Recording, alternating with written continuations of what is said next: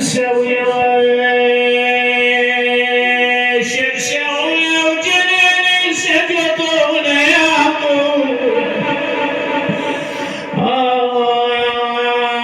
دارت بوديع إلى رسول الله مو يا أمر على حلقة ضربني ومن ضربته القاع لا اختشى مني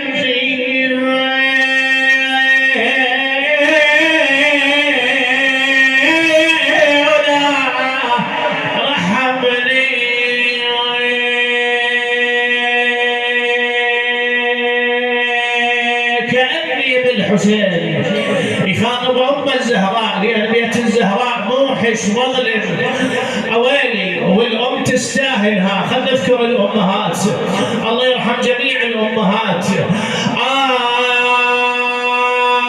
يما يا تملة يما يا تملة ما لنا الوقت بعد يا تملة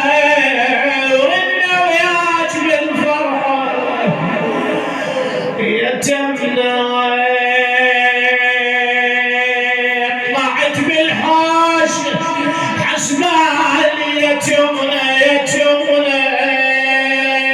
اثار من الدفن ردوا علي يما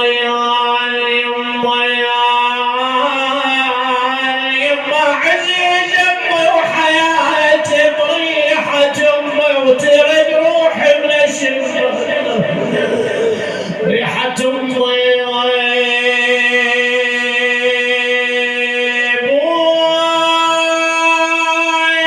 نشدك وين راحت امي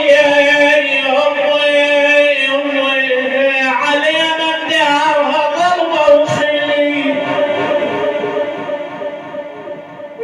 لا حول ولا قوة إلا بالله العلي العظيم. إنا لله وإنا إليه راجعون والعاقبة للمتقين. بسم الله الرحمن الرحيم.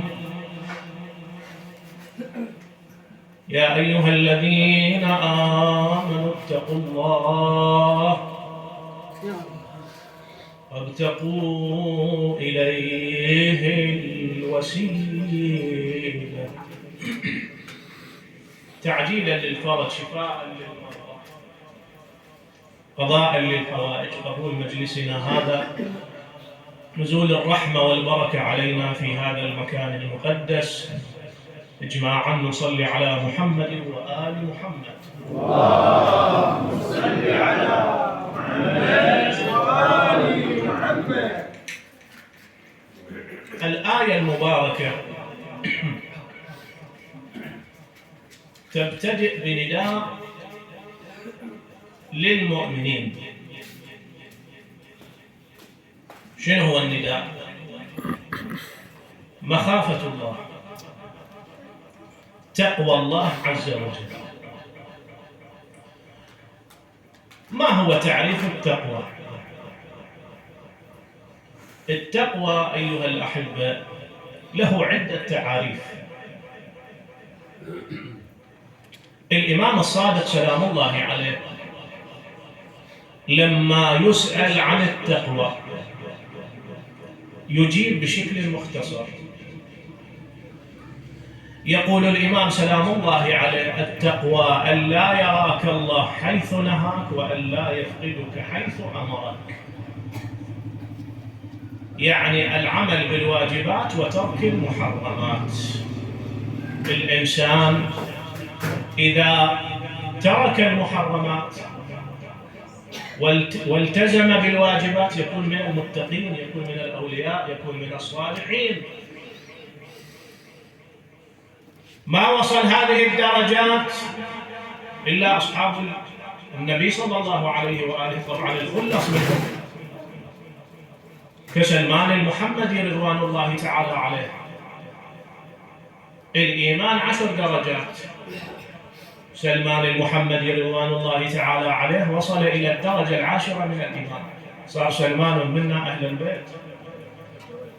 أصحاب أمير المؤمنين صلوات الله وسلامه عليه كحبيب بن مظاهر الأسدي اللي عنده علم المنايا والبلايا رضوان الله تعالى عليه، المقداد، مالك الأشتر، أصحاب الإمام الحسين سلام الله عليه، هؤلاء الثلة القليلة الذين جاهدوا في سبيل الله ونصروا إمام زمانهم. لا يخفى عن الجميع ليلة العاشر الإمام الحسين سلام الله عليه روحي له الفداء جمعهم الإمام، اختبرهم، قال لهم هذا الليل فاتخذوه جملا، كل من يروح لأهله. طبعا أبوا، وقال له يا أبا عبد الله شنو تسوى الدنيا بدونك يا أبا عبد الله؟ إذا ما نصرك بعد نصر منه. بعد الاختبار الحسين سلام الله عليه روحي له الفداء سيدي ومولاي كشف عن أبصارهم، رأوا منازلهم بالجنة. فلذلك يوم العاشر كما يقول الإمام الباقر سلام الله عليه كانوا يتسابقون إلى المنية لنصرة الحسين صلوات الله وسلامه عليه. وكذلك بعض العلماء، عندنا بعض العلماء وصلوا إلى هذه الدرجات من الإيمان والتقوى والزهد كثيرين، الله يرحم الماضين ويحفظ الباقين منهم. يا أيها الذين آمنوا اتقوا الله وابتغوا إليه الوسيلة. شنو هي الوسيلة؟ الوسيلة أيها الأحبة كل عمل يقربك إلى الله تبارك وتعالى يسمى وسيلة، يسمى وسيلة. الصلاة وسيلة تتقرب بها إلى الله تبارك وتعالى، الصيام وسيلة تتقرب بها إلى الله، قراءة القرآن وسيلة تتقرب بها إلى الله تبارك وتعالى. كل هذه الأعمال، لكن أكو وسيلة إذا هذه الوسيلة ما هي موجودة، هذه الوسائل كلها ترد. شنو هي الوسيلة؟ قال محبة محمد وآل محمد. اللهم صل على محمد وآل محمد. لأن الله تبارك وتعالى أمرنا بمودتهم ومحبتهم، قل لا أسألكم عليه أجرا إلا المودة في القربى. قيل يا رسول الله من هم القربى؟ قال علي وفاطمة والحسن والحسين. سنة وشيعة يذكرون الرواية، هؤلاء القربى. الله أمرنا بمودتهم واتباعهم.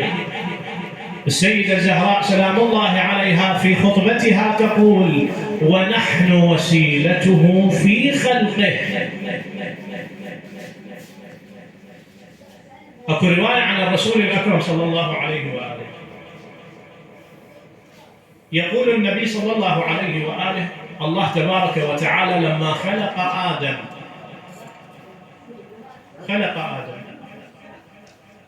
آدم نظر إلى يمين العرش رأى أشباح من نور،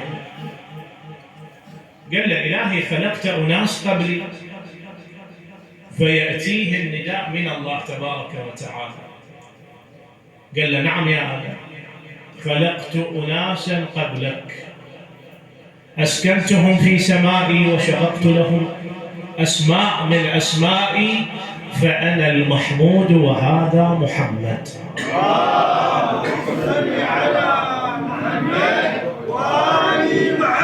فأنا العالي وهذا علي، وأنا فاطر السماوات والأرض وهذه فاطمة، وأنا المحسن وهذا الحسن، وأنا قديم الإحسان وهذا الحسين. لذلك الكلمات التي تلقاها آدم من رب العالمين، شنو هي الكلمات؟ شنو هي الوسيلة اللي استخدمها آدم حتى يتوب رب العالمين عليه؟ الكلمات التي تلقاها آدم من ربه محمد وعلي وفاطمة والحسن والحسين. اللهم صل على محمد وآل محمد. إذن هم الوسيلة إلى الله تبارك وتعالى. هذا يوم من الأيام يدخل رجل أعمى على رسول الله صلى الله عليه وآله، يأتي إلى النبي صلى الله عليه وآله يقول له: يا رسول الله، أطلب من عندك الدعاء يا رسول الله، تدعو لي حتى الله سبحانه وتعالى يرجع إلي بصري. النبي قال له: رب العالمين من خلاك أعمى هو أدرى بمصلحتك. فصار يلح على النبي صلى الله عليه وآله، فقال له النبي صلى الله عليه وآله: اسبق الوضوء ثم صلي ركعتين وارفع يديك إلى السماء وقل: إلهي بحق محمد وآله الطيبين الطاهرين رد علي بصري. الرواية تقول الرجل ذهب أسبق الوضوء، صلى ركعتين، ثم رفع يديه إلى السماء قائلا: إلهي بحق محمد وآله الطيبين الطاهرين رد علي بصري. ما إن أنزل يديه استجاب الله دعاءه، فأرجع الله بصره ببركة محمد وآل محمد.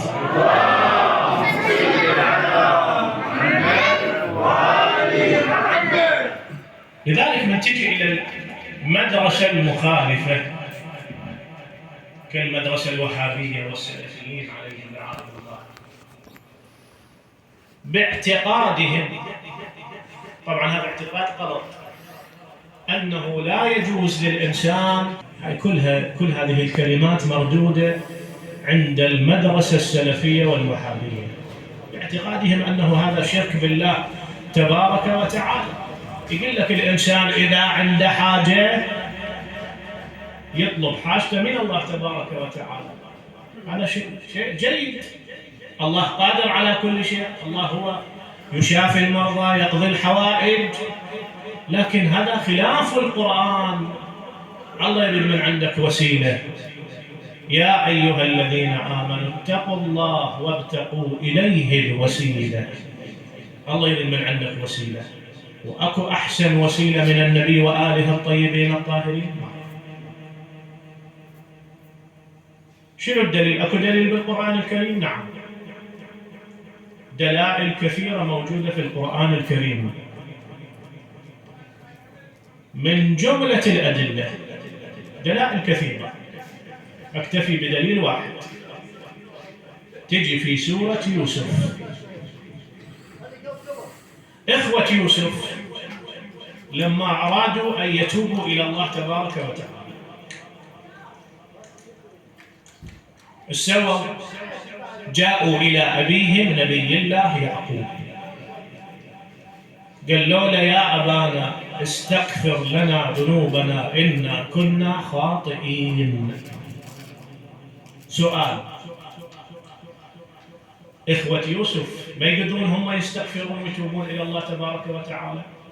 بل يقدرون، لكن سووا؟ استخدموا الواسطة، جعلوا أبيهم نبي الله يعقوب سلام الله عليه واسطة بينهم وبين الله تبارك وتعالى، لأنه نبي ودعاؤه مستجاب. قال: سأستغفر لكم ربي. الإمام الصادق سلام الله عليه يقول: استغفر لهم في ليلة الجمعة مثل هالليلة. ليش؟ لأن الدعاء في هذه الليلة مستجاب. ومن نجي إلى صاحبة الذكرى، سيدتي ومولاتي سر الوجود فاطمة الزهراء سلام الله عليها. كثير من العلماء يقول لك إذا عندك حاجة عليك بصلاة الاستغاثة بالزهراء سلام الله عليها. كيفيتها موجود في مفاتيح الجنان، مجربة لقضاء الحوائج، ليش؟ لأن الزهراء عزيزة عند الله، يرضى الله لرضاها ويغضب لغضبها. أنت تصيح يا فاطمة يا مولاتي يا فاطمة أقيثيني وتعوفك الزهراء، لا بالدنيا تعوفك ولا بالآخرة. بالآخرة لها الشفاعة الكبرى، وكذلك بالدنيا ما تعوفك السيدة الزهراء سلام الله عليها، كراماتها لا تعد ولا تحصى. أكتفي بكرامة واحدة. أكو أحد العلماء اسمه سيد هادي الميلاني رحمة الله عليه. سيد هادي الميلاني كان ساكن في مشهد. يوم من الأيام دخلوا عليه عائلة جايين من ألمانيا، دخلوا على السيد سلام عليكم السلام. السيد قال لهم تفضلوا. قالوا له سيدنا احنا جايين ندخل في المذهب الشيعي. قال لهم هسه انتم جايين هالطريق كله من ألمانيا إلى مشهد تدخلون للمذهب الشيعي، شنو السبب؟ قالوا له سيدنا صارت عندنا قضية. شنو هي قضيتكم؟ قال له سيدنا احنا عندنا بنت، هاي البنت يوم من الأيام قاعد تنزل من الدرج تطيح على ظهرها ينكسر ظهرها،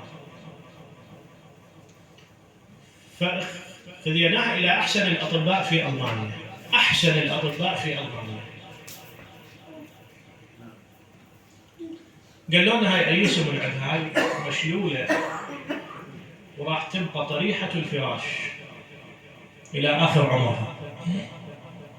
زين هاي بنتنا وحيدة. الأبو قال له سيد رجعنا إلى البيت خليناها بالفراش،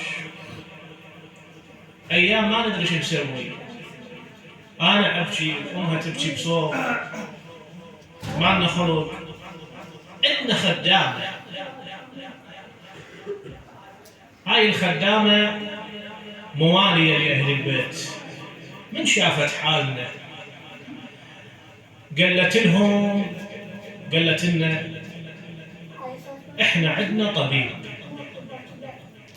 وهذا الطبيب مستحيل يرد أحد. من هذا الطبيب؟ قالت لهم بشرط أدليكم على هذا الطبيب. شنو هو الشرط؟ قالت لهم تدخلون في المذهب الشيعي، ما يخالف دليلنا على هذا الطبيب. قالت لهم تفتحون شبابيك البيت وتصيحون يا مولاتي يا فاطمة يا كثيرة الأضلاع انقذي ابنتنا.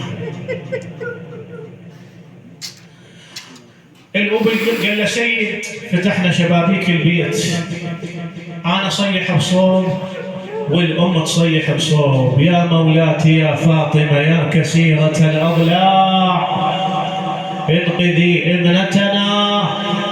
صارت عدة ساعات واحنا نندب الزهراء، ما ندري منه فاطمة لكن نندب بهذا الاسم ونبكي يا مولاتي يا فاطمة يا كثيرة الأضلاع انقذي ابنتنا. يقول الأب بهالحال أشوف بنتي وراي قاعد تركض، تعجبت من درت وبقت عليها. قلت لها ابويا ما بيك تقومين على حيلك انت مشلولة، ايش يابك؟ قالت لابويا سمعتكم انه تندبون بالزهراء وتصيحون يا فاطمة يا كثيرة الأضلاع انقذي ابنتنا. بهالحال أشوف امرأة لابسة السواد قاعدة يمي، قعدت يمي.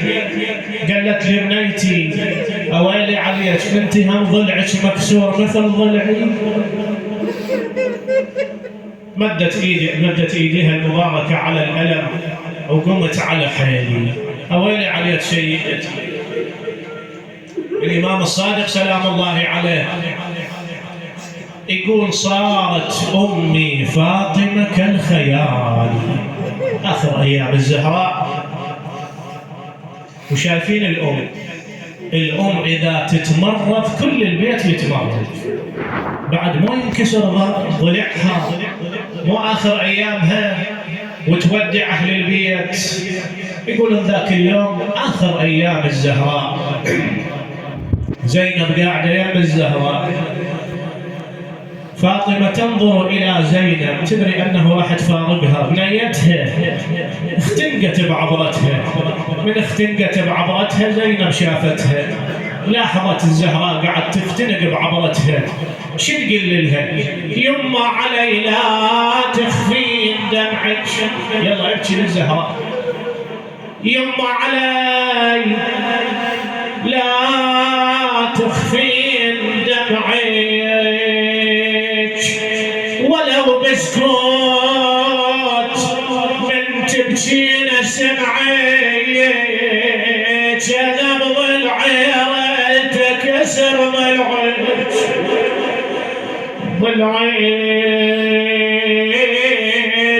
لوعني يما ولاي لوعك يا يما يا يما. صار نياحة بالبيت. الحسن قام يبكي، اجت له الزهراء صبرت عليه، لكن حانت منها التفاته، شافت الحسين قاعد بزاويه من الدار ويبكي. الله كلش ولا الحسين يبكي، الحسين عزيز الزهراء. واجت فاطمه يم الحسين، شافت دمعته على خده، يما حسين لا تبكي علي لا تبكي علي، دمع عهدك رسم للغاضري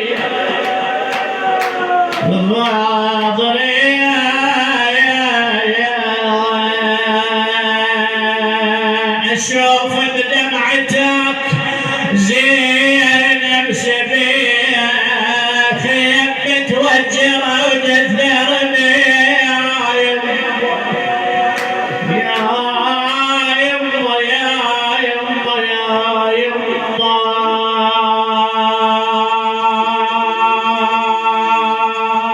نفس الموقف تكرر في كربلاء. زينب طلعت نص الليل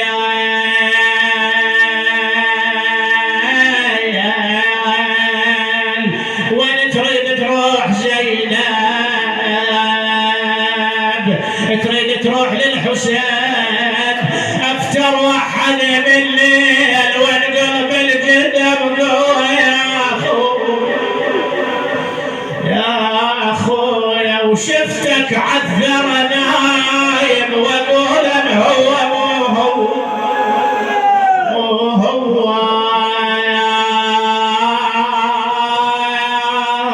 ايش عند الشمر وياي هجر من حرك سوي هو على زينب يا اخويا حسين، وهو قعدت يمه. اسمع هذا البيت ينشم القلب. قالت له اخويا يا ابو علي قطعه وراس كل من طاح بالميدان من ناسك، بس انت عدل ذبحوك حد ما قطعوا انفاس. ويلي أدارت بوجهها إلى أمها فاطمة. حافظ الأبيات اقرأ وياي. صاحت يا ابو حسن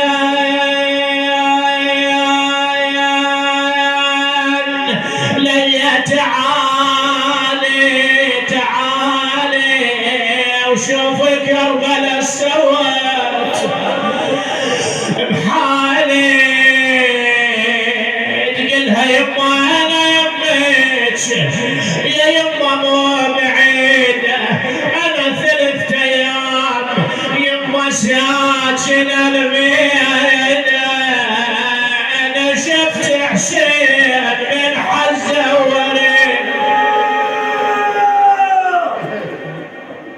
اجت الزهراء قعدت يم الحسين، صاحت أنت ولدي أنت الحسين ولدي، ذبحوك ومن شرب الماء منعوك، من الوالدة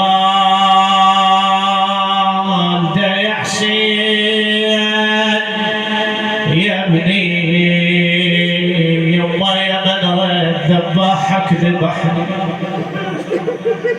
من الوالدة